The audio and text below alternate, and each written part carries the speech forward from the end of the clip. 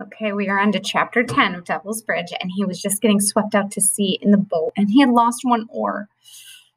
Whew. Chapter 10. Okay, I told myself, don't panic. I knew it was impossible to row against the tide all the way back up the channel. The best thing was to go with it, out through the mouth, into the ocean.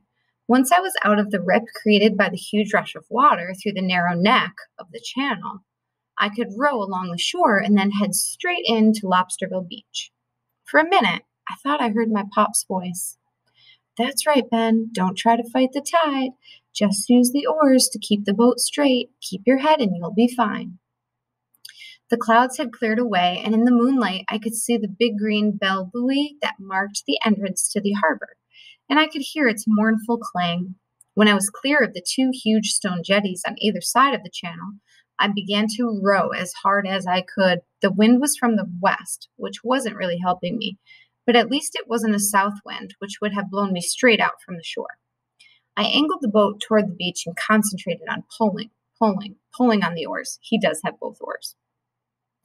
Looking over my shoulder, I saw the outline of the dunes getting closer, and at last I heard the scrape of the hull on the sand. I dragged the dinghy way up into the dunes, turned it over, and hid the oars underneath. Later, I'd explain to the Mannings how it had got there. For a while, I'd been afraid the big man might steal a dinghy from the harbor and follow me, but he hadn't. And if he really was after me, it wouldn't take him at least 20 minutes to drive from the harbor, around the big pond, and down the Lobsterville Beach Road. How long had it taken me to get to shore? It had seemed like hours, but was probably more like 20 minutes, I thought sickly. There were a few Jeeps and pickups parked at the West Basin lot. Could he be in one of them waiting? I crept along the dunes looking for any sign of movement. I came to the thicket of beach plum bushes where I'd left my bike. I began riding up the road. If I see headlights coming, I thought, I'll jump off and hide in the bushes. As I rode, I tried to make sense of what had happened. If I'd had any doubt that Freddie and the big man were up to something, it was gone now. Why else would he have chased me if not to stop me from telling what I knew? But why had he been lurking, hidden aboard the Aquanaut? Where was Freddie?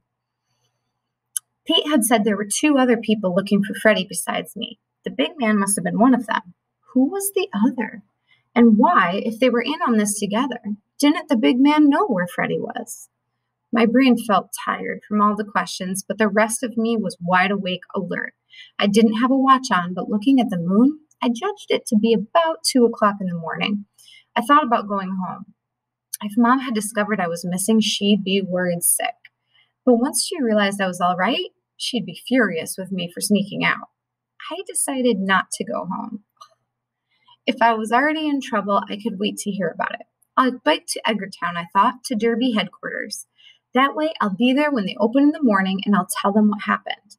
Then Freddie and his friend would have some explaining to do.